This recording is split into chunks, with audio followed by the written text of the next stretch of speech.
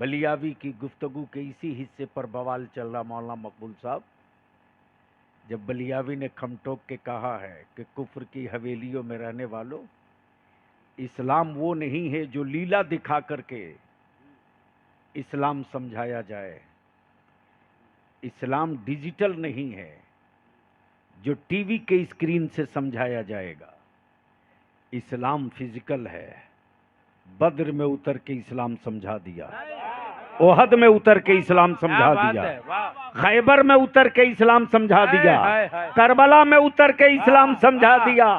और इन पागलों का इलाज तो अब होने वाला है, जो 75 साल में इलाज नहीं हुआ अब होने वाला है। इसलिए कि कुफ्र ने हाथ डाल दिया है अजमेर मोहल्ला में, और वहां हाथ डाल दिया है जिसका बेटा कहीं और का नहीं है, जिसका बाबा मौला अली है, जिसकी अम्मी सैयदा फातिमा ज़हरा है। तब बलियावी कहता, कल के टूअरो, जब तुम्हारा राजा सिलेंडर हो गया,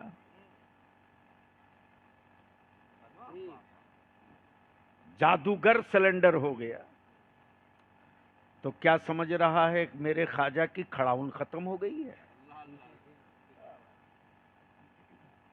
अभी तो वो इतना तूफान मचा हुआ है कि आई भी परेशान है साहब कि बलियावी ने जो बोला है पता नहीं क्या करेगा।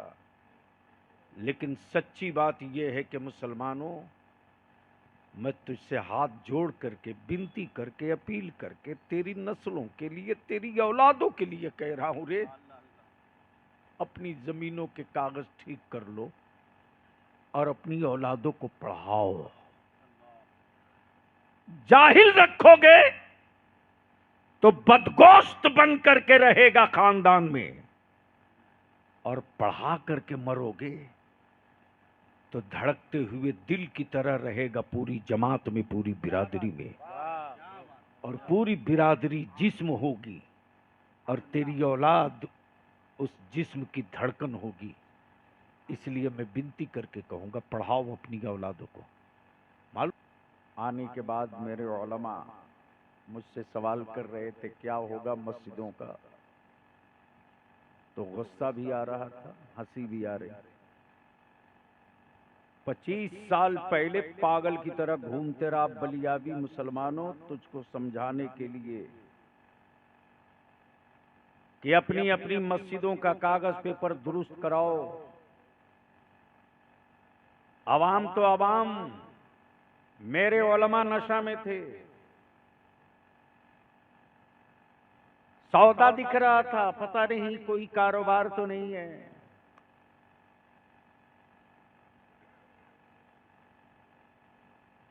अब हल तलाश रहे हो जब पानी नाक तक आ गया है। उस वक्त तो लगता था कि अरे ये पता नहीं क्या है। और मैं ये भी जानता हूं कि फेसबुकिया मुजाहिद, व्हाट्सएपिया गाजी पढ़ेगा नहीं। दुश्मनों ने हेडिंग लगा दी कि बलियावी ने मुसलमानों को गद्दार कहा, दे दनादन शेयर करने लगेगा। उससे बलियावी की सेहत पर क्या असर पड़ेगी कुत्ते? इस तरह के कीड़े मकोड़े रोज बलियावी के जूते से यूं ही दब के मरते रहते हैं। जब सत्ता और हुकूमतों की बलियावी परवाह नहीं करता तो ये मदरसे के चनाचोर मौलवियों की परवाह कहां से करेगा? लेकिन आज कड़वी बात बोलूंगा, ये चंद घंटे का स्टेज, ये चंद नारों की गर्मी नस्लों को जिंदा नहीं रखेगी। नस्लों को जिंदा रखने के लिए जमीन पर उतरकर खटना पड़ेगा। आज लगाई हुई फसल मिल गई है तो उड़ालो छक्के। पूछो उन कब्रों के मुकीम से जिन्होंने साइकिल से पगडंडियों पर सफर करके मेरे आका की मिलाद गांव की चौकियों पर पढ़कर मसलक को जिंदा रखा।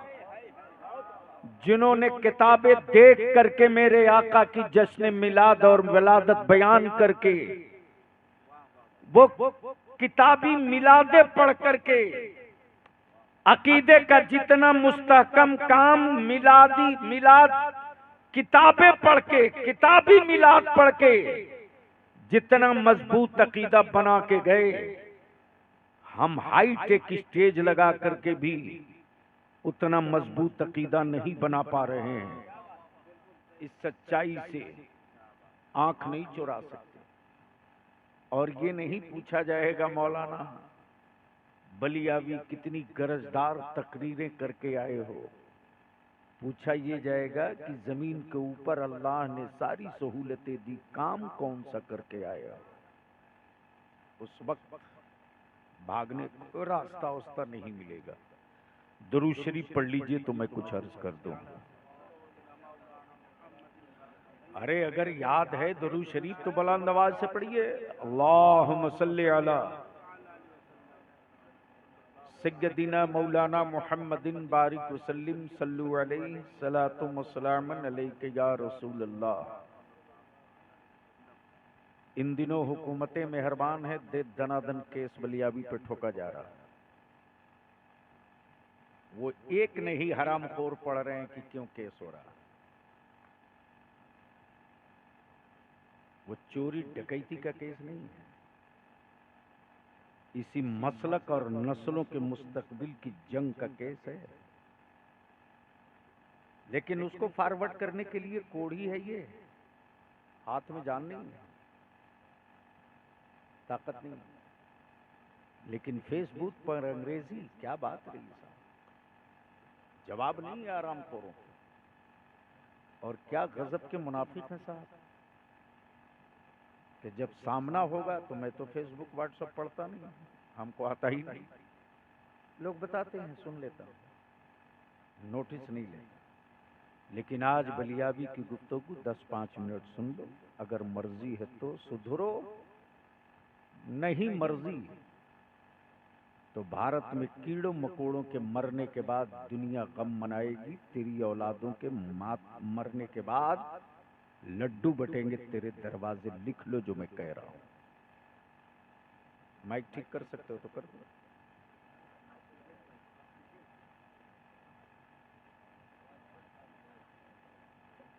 मैं क्या कह रहा हूं कुछ समझ में नहीं आ रहा लोगों। अरे भैया वो क्या करेगा, वो जान रहा है ना कि अहले सुन्नत के जलसे सुनने के लिए नहीं होते। वाह वाह वाह वाह वाह वाह, बस इसी के लिए तो बच गया। बूढ़ी माँ को 100 रुपया देने में सबसे बड़े गरीब हो, लेकिन मौलाना बलियावी को गड्डी फाड़ के नया नया नोट दिखाओगे। मस्जिद के इमाम की तनख्वाह देने के लिए धरती पर तुमसे बड़ा गरीब कोई नहीं है। और सीधे कहोगे कि इतना महंगा इमाम, लेकिन चंद घंटे की मस्ती के लिए ना आप गरीब हो ना कमजोर हो। एक अपनी औलाद की फीस देने के लिए स्कूल और कॉलेज में, जो तेरी अपनी औलाद है, तेरा अपना खून है, उसको अच्छे स्कूल में पढ़ाने के लिए आप बहुत गरीब हो। ये काम हुकूमत करे। लेकिन कव्वाली हो तो साहब आपसे बड़ा धन्ना सेठ इलाके में कोई नहीं है। मेरी बातें थोड़ी कड़वी लगती हैं, लेकिन आपके गुस्सा और आपके नाराज होने से मेरी सेहत पर फर्क क्या पड़ना है। हम तो अब तकरीर नहीं कर रहे हैं, अपने सीने का बोझ उतार रहे हैं ताकि कयामत के दिन जवाब देने से बच सके। मर्जी आपकी, जो फैसला कर। तो कुछ सुनने का मूड है तो बाबा से बुलंद दुरूद शरीफ पढ़ लीजिए। अल्लाह रब्बु मुहम्मदिन सल्लल्लाहु अलैहि वसल्लम नहनु इबाद मुहम्मदिन सल्लल्लाहु अलैहि वसल्लम। बस सिर्फ एक शेर।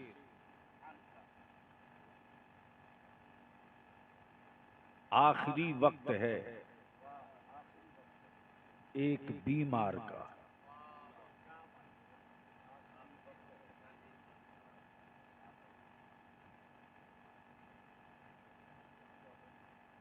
वो क्या करेगा? अरे उसका काम था, मशीन लगाया, घर गया। अब वो फोन करके पूछेगा कि कैसे ठीक होगा।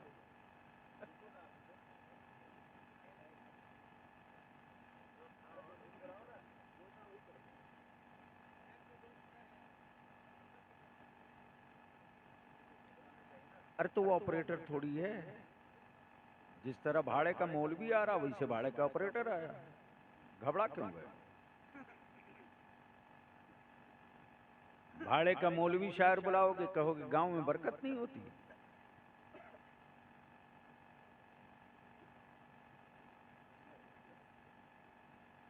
मेरी बातों से किसी को तकलीफ हुआ? रहा करे सर। अच्छा, ओरिजिनल कहीं पड़ा हुआ था, डुप्लीकेट से काम चल रहा। एक बार बोल दो या रसूल अल्लाह। बोल दो, बोल दो, बोल दो। अरे जोर से बोलो तो कुछ मूड बन जाए। तवज्जो चाहूं अल्लाह मकबूल साहब पीछे कहां बैठ गए? आप लोग पीछे बैठ बैठ कर बहुत सारे लोगों को आगे कर दिए। काम आगे आइए,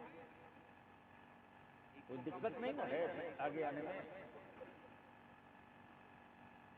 अब तो अच्छी गुफ्तगू करने के लिए न स्टेज मिलता है, न सामीन मिलते हैं।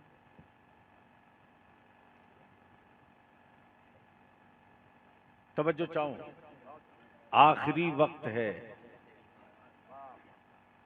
एक बीमार का। दिल लगा लो, शायद यहीं से गुफ्तगू के लिए ज़हन तैयार हो जाए। आखिरी वक्त है एक बीमार का, दिल मचलने लगा शौक़ दीदार का। अहले इल्म की तवज्जो। आखिरी वक्त है एक बीमार का। अल्लाह अकबर। बीमार तो सभी होते हैं, मौत सभी को आनी है, मोमिन की भी, काफिर की भी। एक बीमार मोमिन की चाहत क्या होती है? आखिरी वक्त है एक बीमार का, दिल मचलने लगा शौक़ दीदार का। बुझ न जाए कहीं ये चरागे सहर, दोनों आलम के सरकार। बुझ न जाए कहीं ये चरागे सहर, बुझ न जाए कहीं ये चरागे सहर, दोनों आलम के सरकार। बस यहीं से समझ ले, सुबह के वक्त का टिमटिमाता हुआ चिराग, जिसको चिराग सहरी कहते हैं, और एक बीमार है। दोनों की कैफियत एक, दोनों की कैफियत एक है। एक बुझता हुआ चिराग गुजरती हुई रात और अपने वजूद को देखता। उस वक्त लोग देखते हैं कि ये चिराग बुझने के करीब है। इसकी लबें बता रही है, मध्यम पड़ती इसकी रोशनी बता रही है, कमजोर पड़ते इसके उजाले बता रहे हैं, कमजोर पड़ते इसके उजाले बता रहे हैं, मध्यम पड़ती इसकी रोशनी बता रही है। ठीक वही कैफियत एक बीमार की होती है, लेकिन फर्क क्या है? फर्क क्या है? एक वो है जो बीमार पड़ा है, मर के बिस्तर पर है, तो उसकी तमन्ना है बेटा कहां, बीवी किधर है, पोता किधर है, नवासा किधर है, लेकिन जिसके वजूद में मुस्तफा का इश्क और ईमान जिंदा है, उसकी ये तमन्ना कभी नहीं होती कि मेरे खानदान के अफराद किधर हैं। उसकी एक ही तमन्ना होती है कि मेरी सांसें उखड़ने से पहले मुस्तफा का दीदार हो जाए, मेरी सांसें टूटने से पहले मदीने के आका का जलवा दे। आखिरी वक्त है, एक बीमार का दिल मचलने लगा, शौक दीदार का बुझ न जाए कहीं, ये चरागे सहर दोनों आलम के सरकार आ जाइए। अब इसको इसी जगह रोक लो। ये कैफियत कब पैदा होती है, ये जुनून कब जवान होता है, ये शऊर कब बालिग होता है, ये ख्याल रूह में कब दाखिल होता है। तो याद करो, जब आंखें हयादार हो, दिल वफादार हो, रूह सेहतमंद हो और उसके वजूद की हर सांस की एक मंजिल हो कि सब बनाए गए हैं, सब बनाए गए हैं रसूल के लिए, सब बनाए गए हैं रसूल के लिए। मेरी आंखें भी बनी है मुस्तफा के लिए, मेरा दिल भी बना है मुस्तफा के लिए। और जिसके वजूद में ये कैफियत होगी, उसे मर के बिस्तर पर ना अपनी औलाद याद होगी, ना अपनी प्रॉपर्टी याद होगी, ना अपनी जायदाद याद होगी, ना अपनी हुकूमत और रियासत याद होगी, बल्कि उसके सामने एक ही तमन्ना और एक ही शौक होगा। सांसें जाती है तो जाए, दिल की धड़कनें रुकती है तो रुकने दे। मेरी आंखें पत्थर आने से पहले, मेरी आंखें बेनूर होने से पहले रब के महबूब के नूर का जलवा सामने आ जाए। अब इसको इसी जगह रोक लो प्लीज भैया, इसको हटा दो ना, हम पर रहम कर दो। क्यों मैं ऐसा कर रहा हूं? हमसे क्या दुश्मनी है? नहीं, हमसे क्या दुश्मनी है? आप नहीं, मैं वो कोई पेशावर खतीब नहीं हूं यार। आज तक किसी सेठ की तिजोरी की औकात नहीं जो बलियावी का नजराना तय कर ले। ये मेरे उलमा की जिद थी और एक आलिम की दीनी खिदमत की जब बात मालूम हुई तब मैंने कहा किसी भी कीमत पर पहुंचूंगा, वरना जलसों के लिए मैं जिंदा थोड़ी ही रखा गया हूं। जो काम मेरे जिम्मे मैं कर रहा हूं। मालूम है कि घन गरज की तकरीरों से क्या होना है। चंद मिनट के नारे लगे, कहानी खत्म। सुबह सवेरे वही मस्जिद में 3 नमाजी, मोहल्ले में मुसलमानों के मोहल्ले में वही नशाखोरी, वही आवारागर्दी। बचा क्या है? चिल्ला रहा हूं बरसों से, अपनी औलादों के साथ गलत मत करो। दुनिया के और सूबों के लड़के और लड़कियों को देखो, लेकिन ये लानत आ गई है संथाल परगना में मुसलमानों के माहौल में। उम्र हुई नहीं शादी के लायक, निकाह कर दिया। समझ ही में नहीं आया कि ये बच्चा जवान कब हुआ, बुढ़ा कब हो गया। दूसरी लानत चल पड़ी है कुछ हरामखोरों ने, हम दो हमारे दो का नारा लगाना शुरू किया। तेरी क्या औकात जो तू खुद अपना पेट नहीं पाल सकता, अल्लाह की दी हुई नेमत और जिंदगी को तू क्या पालेगा? लेकिन इस लानत पर कोई गुफ्तगू नहीं हो रही। इसको कैसे रोका जाए? फिर तहरीक बेदारी जनवरी से शुरू हो रही। लगा हूं पूरी ताकत के साथ। बस व्हाट्सएप फेसबुक में लगे रहो। इसी डब्बे ने नाश किया है, इसी डब्बे में दफन किए जाओगे। चीखते रहोगे, तेरी मस्जिदें हाथ से निकल जाएंगी। चिल्लाते रहोगे, तेरे मदरसे हाथ से निकल जाएंगे। या तो मदरसों का नाम बदलना पड़ेगा, या तो मदरसों का नाम बदलने से पहले आज की तारीख में अपने आप को बदल लो। चीखते रहे रजिस्ट्रेशन कराओ, कागज मुकम्मल करो, कोई होश नहीं। 4 रोज पहले बलियावी ने जब हुकूमत हिंद से लेकर सूबाई हुकूमतों को थ्रेटनिंग देकर कहा और साफ कह दिया है, साफ कह दिया है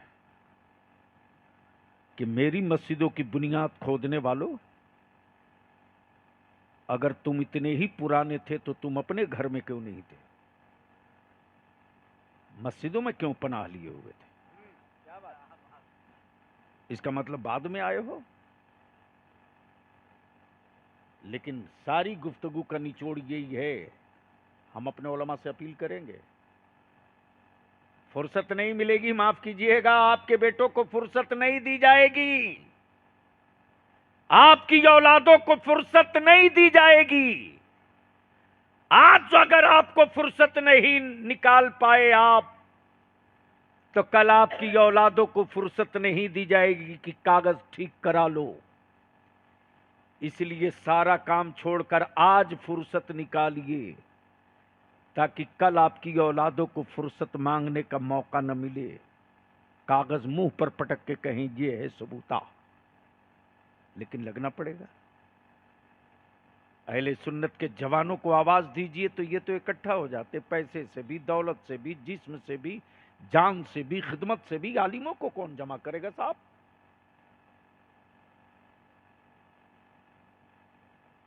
गांव में चास करने वाले को फुर्सत निकल जाती है अल्लाह और उसके रसूल के लिए। पत्थर काटने वाले मेरे बच्चों को फुर्सत निकल जाती है दीन और सुन्नियत के लिए। दुकान पर काम करने वाले बच्चों को और लोगों को फुर्सत निकल जाती है नामूसे रिसालत के लिए। लेकिन हजरत लोगों को फुर्सत नहीं है। माफ कीजिएगा, इसमें कसूर मेरी आवाम का नहीं, इंदल्लाह इंद रसूल सबसे ज्यादा सख्त बाज पुरुष हमसे होगी, उलमा से होगी। आप क्या कर रहे थे? आप क्या कर रहे थे? अब बस इसको जहन को यहीं रोक लो और गुफ्तगू का वो हिस्सा बुझ न जाए कहीं। सुनोगे तो बोलना पड़ेगा, जोर से जोर से जोर से, अरे मोहब्बत से बोल दो। तब बलियावी कहता है, रईसुल कलम अल्लामा अरशदुल कादरी सिर्फ आलिम नहीं थे, बल्कि ये आरिफ का कलाम है, आलिम का नहीं, आरिफ का कलाम है। बुझ न जाए कहीं ये चरागे सहर, दोनों आलम के सरकार। आए है, क्या भरोसा है साहब, क्या इत्मीनान है, क्या मसीहाई, मसीहाई के उस वजूदे नाज को किस अदा के साथ एक आरिफ पुकार रहा है, बुझ न जाए कहीं ये चरागे सहर, दोनों आलम के सरकार आ जाइए। यानी ये बता रहा है रईसुल कलम का, रईसुल कलम का जज्बे शौक ये बता रहा है, या रसूल अल्लाह अलैहिस्सलाम मौत से पहले एक बार देख लो, कब्र में आसानी के साथ मुस्तफा मैं आपको पहचान सकूं। बुझ न जाए कहीं ये चरागे सहर, दोनों आलम के सरकार आ जाएंगे। काफिर की रूह, मोमिन की रूह, काफिर की रूह खौफ में, मोमिन की रूह मस्ती में, काफिर की रूह अजियत में, मोमिन की रूह सेहत में। क्यों? क्यों? इसलिए कि एहसास जिस्म का मरना ये जुर्म नहीं, रूह का एहसास का मरना ये जुर्म है। अब इसको इसी जगह आखिरी एक गुफ्तगू के आखिरी हिस्से के तौर पर इस्तेमाल कर ले। बुझ न जाए कहीं ये चरागे सहर, दोनों आलम के सरकार आ जाएंगे। बस तसब्बुर में रखो। अभी ये जनाब हबीबुल्लाह फैज़ी साहब, नदीम रज़ा फैज़ी, मुबारक हुसैन मुबारक साहब, ये लोग जो जा रहे हैं उम्रा करने के लिए मदीने तैयबा, मेरे आका करीम के रोज़े अतहर पर जाएंगे। ये मौलाना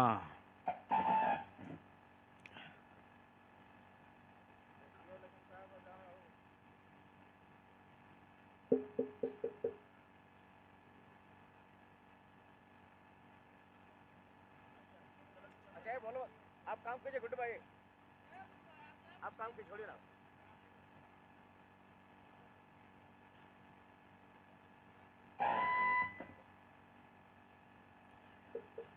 चलो भैया जैसे है। ए बाबू बस बस प्लीज। नारे तकबीर, नारे रिसालत, औलमाए अहले सुन्नत, हुजूर गाज़िए मिल्लत, सुभान अल्लाह सुभान अल्लाह। बस जहन में ये रखें, बुझता हुआ चिराग, उखड़ती हुई सांसें, एक बीमारी इश्क है और बिस्तरे अलालत पर है। जिस्म का हर हिस्सा जवाब दे चुका है और अब अंदर का यकीन बोल पड़ा है कि अब मेरी सांसें थमने वाली हैं। उस वक्त एक बीमारी, एक एक एक एक बीमारी मुस्तफ़ा की क्या कैफियत होती है। और याद रख लो, मुख्तसर मुख्तसर और दो जुमले में मसलके आला हजरत, चादर, उर्स, गागर, संदल, ये निशानी है, ये निशानी है। असल जो रूह है मसलके आला हजरत की, वो मुस्तफ़ा का इश्क है, वो रसूल की मोहब्बत है। वो मोहब्बत इस कदर गालिब रहे, इस कदर गालिब रहे कि औलाद भी कुर्बान कर दिया जाए नबी पर, दौलतें भी कुर्बान कर दी जाए नबी पर, हर सांस कुर्बान कर दिया जाए नबी पर। और जब यह कैफियत होती है, उस वक्त उस बीमारे मदीना की अजमत और रिफात का आलम यह होता है कि फरिश्ते मुंतजिर रहते हैं उसकी पाकीज़ा रूह को लेने के लिए। इसलिए बस यहाँ रुक कर हजरत मौलाना अब्दुल हमीद साहब हबीबी, अल्लाह ताला करबट करबट जन्नत अता फरमाए। छाईटाड़ मदरसा ना, छाईटाड़ आपके यहाँ से कितना दूर है? अरे बोलो ना।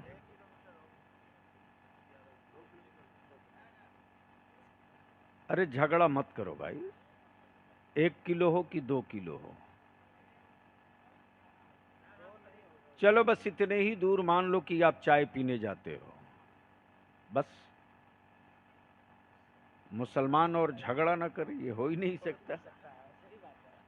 जब नाली की जमीन के लिए 3 पुश्त तक मुकदमा लड़ता है मुसलमान में, वो तो 1 किलोमीटर है, कई गांव मिलके लड़ जाएगा। क्या हाजी साहब ये गलत है? मौलाना कमरुद्दीन साहब, कैसा गजब जिद्दी मुसलमान है साहब। यानी मरते रहता है, बिस्तर पर होता है तो अपने पोता को बुलाकर बोलता, देख फलाने के बाप से हमने लड़ा और उसके बाप से मेरे बाप ने लड़ा। ये नाली की जमीन का मसला नहीं, ये खानदान की इज्जत का मसला है। एक एक डिसमिल बेचना पड़े तो बेच देना, लेकिन आखिरी सांस तक लड़ना। बोलो सही है कि गलत? अरे बोलो ना, शर्म आती है कि नहीं?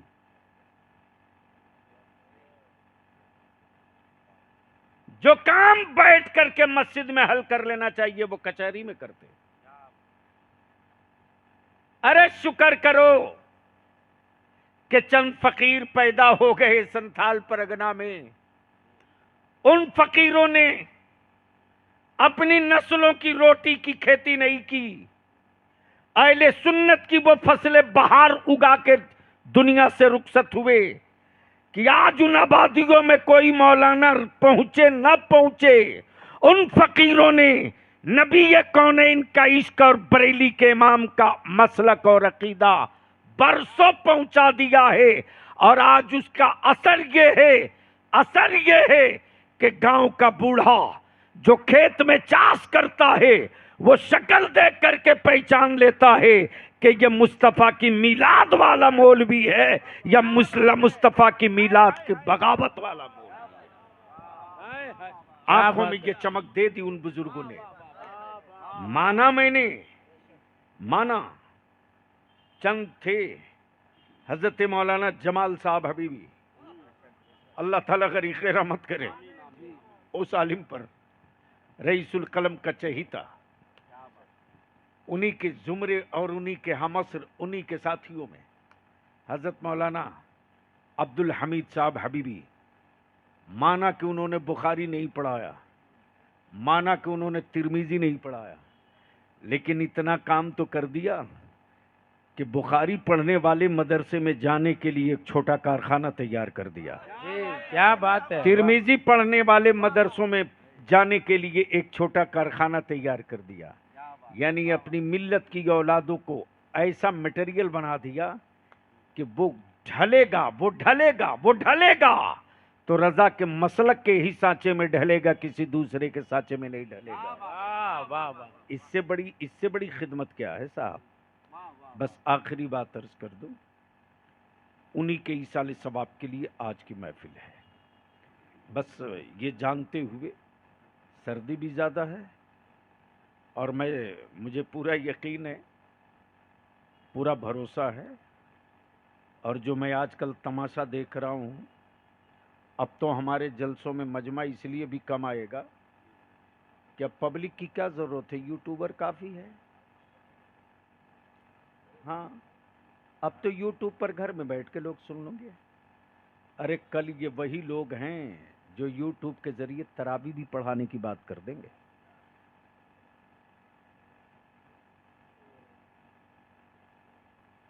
मालूम है हजरत, इसी पिछले 27 तारीख को बिहार में स्टेट सर्विस कमीशन का रिजल्ट आया है। इसी बिहार में 27 नवंबर को। उन हरामखोरों को क्या पता कि बलियावी क्या कर रहा है किसके साथ, जिसका बाप सियासत की हिज्जे नहीं जानता। 29 बच्चे हमारे 29 अब भी ऑफिसर बने हैं। 29, और उसमें 8 सीधे 8 बच्चे सीओ बने हैं। सीओ जिसके कब्जे में पूरी जमीन, अनुमंडल की जमीन का वो मालिक होगा। ये एक दिन में हुआ है, ये 2 दिन में हुआ है। ना जाने कितने हालात से गुजरने पड़े हैं, और तब जाकर के हुकूमत की नसें दबाई है तो ये सारे मसले हल हो रहे हैं। लेकिन अफसोस साहब, अफसोस, मैं चीखते रहा, उर्दू दफन हो गई, मैं चिल्लाते रहा, मदरसे ज़बा हो गए, मैं भीख मांगते रहा तुझसे तेरी औलादों के लिए। लेकिन सौदागरों को लगा कि बलियावी साहब बिला वजह की बात कर रहे हैं। जो फितना मैंने 25 साल देखा था, वो फितना इस वक्त शैतान की तरह खड़ा होकर नाच रहा पूरे भारत में। अब भी वक्त है, मस्जिदों की जमीन का कागज ठीक करो, मस्जिदों की जमीन का पेपर दुरुस्त करो, और कोई कागज नहीं है तो आसानी के साथ राइट टू इंफॉर्मेशन के जरिए खसरा खतियान दे करके सूचना के अधिकार से मांग लो कि अब भी इस वक्त इतने खाता, इतने प्लॉट और इतने खसरा में अब भी इस वक्त क्या है। तो जब आएगा सर्किल ऑफिसर देखेगा मस्जिद, वो लिख के दे देगा अब भी यहाँ मस्जिद है, ठप्पा और मोहर लग जाएगा, एक सबूत हो जाएगा। लेकिन इसके लिए करना पड़ेगा मस्जिद के सिक्योरिटी को, मस्जिद के मुतवल्ली को, वरना हर उस सूबे में तूफान खड़ा होगा जो सूबा सुकून के साथ जी रहा है, और कोई हुकूमत तेरी पीठ पर खड़ा नहीं होगी।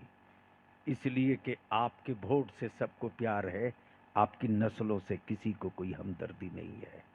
आपको खुद खड़ा होना पड़ेगा। हज़रत मौलाना अब्दुल हमीद साहब ने सबसे बड़ा काम ये किया कि घर घर से बच्चों का चंदा कर लिया, एक तहरीक चलाई, आलिम बनाओ, हाफिज बनाओ, मौलाना बनाओ। जाहिर सी बात है, बरसों पहले किसी कलंदर ने मुस्तफ़ा के दीन के मुबल्लिग बनाने का एक कारखाना छोटा सा डाला था, और आहिस्ते आहिस्ते उसी कारखाने से निकलकर कोई फैजुल उलूम जमशेदपुर गया, कोई हनफिया गरीब नवाज गया, कोई गदारे शरिया गया, कोई इल्जामतुल अशरफिया गया, कोई मंजर इस्लाम गया, कोई जामतुर रज़ा गया, और पढ़ करके जो बहार निकली है, तो आज पूरे हिंदुस्तान के हर स्टेज पर खतीब है तो संथाल परगना का, शायर है तो संथाल परगना का, मुदर्रिस है तो संथाल परगना का, नाजिम है तो संथाल परगना का। क्या ये एक दिन में हुआ है? किसी प्रोफेसर ने किया है? किसी मास्टर ने किया है? किसी टीचर ने किया है? नहीं, ये वही किया है जिसके सीने में दर्द था मुस्तफा के दीन का, जिसके सीने में धड़कता दिल था नबी के आशिक का, जिसके वजूद में गर्मी थी मसलके आला हजरत के फरोग और इस्तेहकाम की, और जो इस जज्बे के साथ अपनी जिंदगी गुजारा, उसी आलिम का नाम हजरत मौलाना अब्दुल हमीद हबीबी रहमतुल्लाहि ताला अलैह। अल्लाह तबारक व ताला उनकी तुरबत पर, उनकी कब्र पर रहमत व नूर की बारिश बरसाए। और पीर भी मुंतखब किया, तो क्या लाजवाब पीर मुंतखब किया, क्या बात रही साहब। आला हजरत से कितना करीब का सिलसिला है, कितना करीब का सिलसिला है, कितना करीब का सिलसिला है। यानी हुजूर मुजाहिद मिल्लत उनके खलीफा जो आला हजरत के अपने लख्ते जिगर हैं, अपने लख्ते जिगर हैं, यानी सीधे दादा पीर आला हजरत, दादा पीर आला हजरत। वो भी चाहते तो इस इलाके में खानकाह खोलकर बहुत सारा मुरीद कर लेते। आजकल तो बस दो ही चीज है, दो ही चीज है कि जहां कोई नहीं जा रहा वहां ये हजरत लोग हाजिर हैं, और एक से एक हरामखोर टाइप के दलाल पैदा हो गए हैं। मत पूछिए साहब, नाश करके बड़ा करा रखा लोगों ने, और क्या खूबसूरत लिबास पहन करके जन्नत बिचवा रहे हैं। दे धनादन, दे धनादन, दे धनादन। और जिसकी जन्नत माँ आंगन में है उसकी तरफ कोई पलट के नहीं देखता। अरे तेरी जन्नत मेरी जन्नत माँ के कदमों के नीचे है रे। जिसकी माँ जिंदा है और करीब है उससे पूछ। आज बलियावी किसी भी सत्ता से दो दो हाथ करने को इसलिए तैयार है कि बलियावी की माँ की दुआ 24 घंटा इसके साथ चला करती है। इसलिए मैं हजरत के साहबजादों से और हजरत के खानदान के लोगों से और गांव वालों से अपील करूंगा कि चहल्लुम करके जलसा को बंद मत कर देना। कम से कम साल में एक जलसा पूरा गांव मिल करके, जलसा तो करते ही हो, लेकिन इसी जलसे को पूरे गांव वाले मिल करके एक आलिम की यादगार के तौर पर आप मुनक्कद कीजिए, ताकि ज़माने को बताया जा सके कि इस गांव में हुजूर मुजाहिद मिल्लत का एक ऐसा जानिसार रहा करता था जो आला हजरत से बिल्कुल करीब का रूहानी रिश्ता था। यानी जो मुजाहिद मिल्लत का मुरीद है, आप समझ सकते हो, वो आला हजरत के शहजादे के मुरीद का बेटा है। सुभान अल्लाह, कितना करीब का रिश्ता है। और अपनी रूह को मत मरने दो, जिस्म की मौत है वो तो आते रहेगी। तुम मत डरो, ईमान मजबूत रखो। मौत से उसे डर लगता है जिसे अगले जन्म में कुत्ता बिल्ली बनने का डर रहता है। हमको मौत से इसलिए डर नहीं लगता, इसलिए कि हम पैदा हुए हैं मरने ही के लिए, लेकिन हमारी जिंदगी और हमारी रूह का एक ही मकसद है कि आखिरी वक्त है, एक बीमार का दिल मचलने लगा, शौक दीदार का बुझ न जाए कहीं, ये चरागे सहर दोनों आलम के सरकार आ जाइए। तसव्वुर करो कि जिस बीमार के सामने कौनैन के मसीहा आ जाएं, उसकी रूह किस सुकून के साथ बदन से निकलती होगी, और जब रूह जिस्म से बाहर होती होगी उस वक्त रूह की कैफियत को कोई न कैमरा कैद कर सकता है, न अल्फाज उसके अहाता कर सकते हैं। उस वक्त की कैफियत यही रहती होगी, और रूह मुस्कुरा के कहती होगी, तेरी जिंदगी स्वार्थ हो गई, तेरा वजूद मुकम्मल हो गया, तू तर गया, तू तर गया। इसलिए कि मसीहाए उम्मत ने तुझे अपना जलवा दिखा दिया, और जब उनका जलवा दिख जाए तो फिर पूछना ही क्या है, पूछना ही क्या है। ये आंखें रब ने दी है सिर्फ उनके जलवे के लिए। तब आला हजरत ने कहा, ज़मीनो ज़मा तुम्हारे लिए, मकीनो मकान तुम्हारे लिए, चुनीनो चुना तुम्हारे लिए, बने दो जहां तुम्हारे लिए, हम आए यहां तुम्हारे लिए, उठे भी वहां तुम्हारे लिए, बदन में है जान तुम्हारे लिए, दहन में ज़बां तुम्हारे लिए। गोया एक मोमिन की कि जिस्म और रूह की कि हर हिस्से की आखिरी मंजिल सिर्फ एक है कि सिर्फ रसूल, सिर्फ रसूल, सिर्फ रसूल। अगर उन्हीं पर जिंदगी बीत गई और जिंदगी की सांस उखड़ गई, या अगर जिंदगी मुकम्मल हो गई, तो फिर वो मौत नहीं जश्न की रात है, मौत नहीं, मौत नहीं जश्न का दिन भी है, रात भी है। तब आरिफ बिल्लाह हजरत आसी अलैहि रहमा ने मुस्कुरा कर कहा, अच्छा हजरत, हजरत लोग मदीने जाने की बात करते हैं, हजरत आसी अलैहि रहमत रिजवान आरिफ बिल्लाह, सुभान अल्लाह, क्या आरिफ बिल्लाह, आरिफ बिल्लाह। और मालूम है ये कौन है? अल्लामा अरशदुल कादरी अलैहि रहमा के दादा पीर होते हैं, यानी अल्लामा अलैहि रहमा के वालिद के पीर हैं, इतना करीब का है। तो जब बीमार पड़ गए हजरत आरिफ बिल्लाह सरकार यासी अलैहि रहमत रिजवान, तो मुरीदों ने कहा, हुजूर आप हज पे नहीं गए, एक मर्तबा हज पे चलिए। तो हजरत आसी फरमाते, मैं इस लायक कहाँ, मैं इस काबिल कहाँ हुआ हूँ कि उनके शहर पाक में कदम रखूं।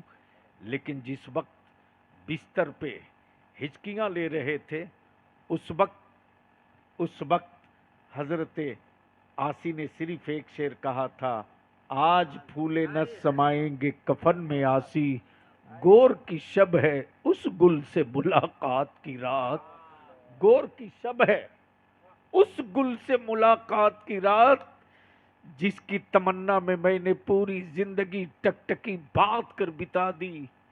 आज तो वही दिन आ रहे हैं कि कब्र की तन्हाइयां होगी, वो होंगे हम होंगे, कब्र की तन्हाइयां होगी, वो होंगे हम होंगे, कब्र के अंधेरे होंगे, नूर उनका होगा, आंखें मेरी होगी, चेहरा उनका होगा, रोशनी मेरी होगी, कब्र की तन्हाइयां होगी, मेरी जिंदगी की मेराज उसी वक्त होगी, उसी वक्त होगी। बुझ न जाए कहीं ये चरागे सहर, दोनों आलम के सरकार आ जाएंगे। हम जिंदगी में इस काबिल न बन सके कि वो आ सकें, लेकिन जब लहद में उतर गए तो हम बुलावे न बुलावे वो खुद हाजिर हैं। और जब ये मंजिल होती है, जब ये मंजिल होती है और इश्क जिंदा होता है, तो मदरसा गया हो कि ना गया हो, बुखारी पढ़ा हो कि ना पढ़ा हो, तिरमिजी देखा हो कि ना देखा हो, इश्क और ईमान अगर जिंदा लेकर गया तो लहद में पहुंचते ही उनका जलवा देखकर बोल पड़ेगा, फरिश्तों जरा ठहर जाओ, फरिश्तों जरा रुक जाओ, फरिश्तों जरा मोहलत दे दो। अरे ये तो वही मुस्तफा हैं जिनको बिन देखे मैंने कभी लाखों सलाम भेजा, कभी करोड़ों दरूद भेजा, कभी खूब सलाम भेजा।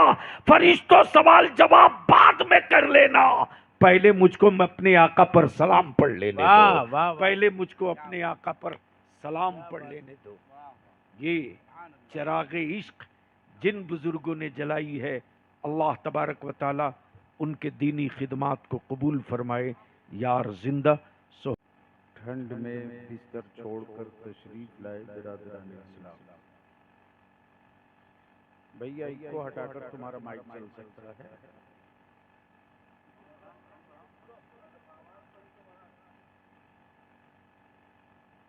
इतनी मशीनें सिर्फ धोखा देने के लिए है क्या?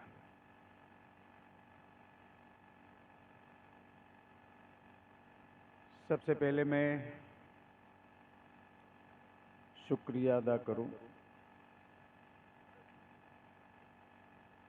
आम जलसों में और आज की इस महफिल मिलाद में एक बड़ा अहम फर्क है।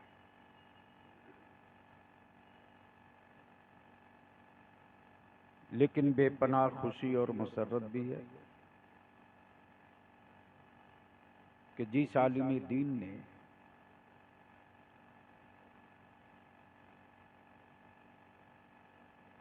अहले सुन्नत के उस मर्द आहन के दामन से वाबस्ता होने के बाद अपनी पूरी जिंदगी अहले सुन्नत के इस्तेहकामों फरोग के लिए वक्फ किया, उसके उर्से चहलम शरीफ में इलाके के सभी उलमा और शोरा तशरीफ लाए। इससे अंदाजा होता है कि अभी एहसास जिंदा है। जिस्म का मरना ये मौत नहीं, अगर सुन सके तो जिस्म का मरना ये मौत नहीं है।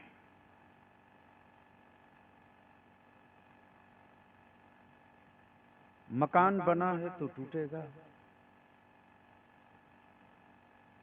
पेड़ खड़ा है तो गिरेगा, जो सूरज चमक रहा है वो टूटेगा। हम पैदा हुए हैं तो मरेंगे, ये तय है।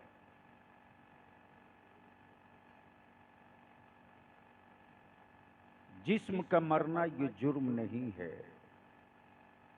एहसास का मरना जुर्म है।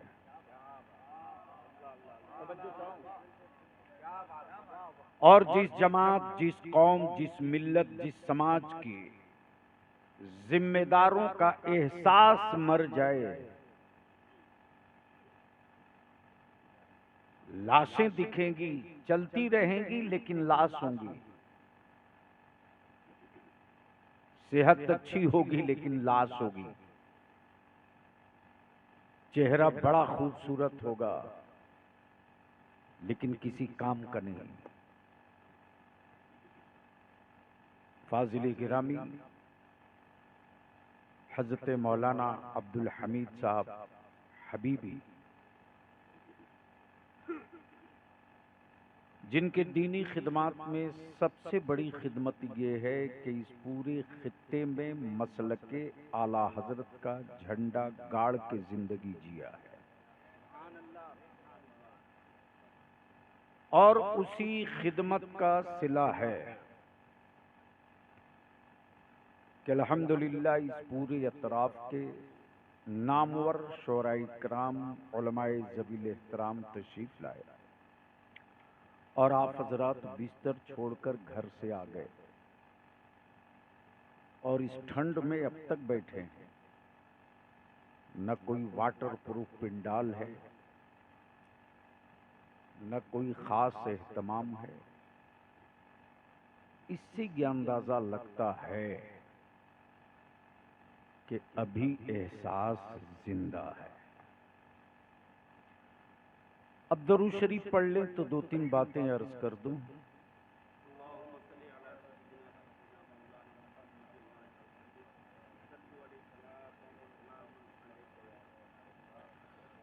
मेरे ख्याल से हिंदुस्तान में इस वक्त कई राज्यों में उतने जलसे नहीं होते जितना सिर्फ संथाल परगना में होता है। लेकिन अफसोस कि हम दरूद शरीफ भी याद न करा सके।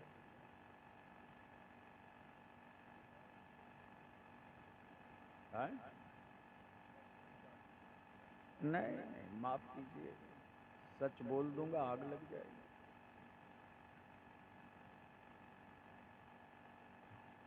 पढ़े लिखे लोगों के लिबास की तरह लिबास पहन लेने से हर जिस्म पढ़ा लिखा थोड़ी होता।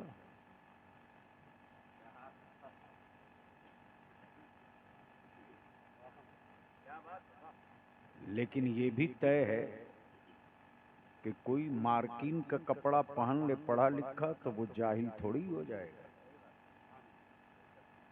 इसी भारत में एक कलंदर था जिसके मार्किन की लुंगी और मार्किन का कुर्ता बादशाहों के जुब्बों दस्तार पर भारी पड़ता था, और उसी मर्द कलंदर का नाम हुजूर मुजाहिद मिल्लत था। लिबासों से पहचान कराना ये बहरूपियों का कैरेक्टर हो सकता है, ईमान से पहचान कराना ये मुस्तफा के गुलामों की आदत होती है। लिबास चाहे जैसा रहे, ईमान खूबसूरत है। अब दो चंद मिनट की गुफ्तगू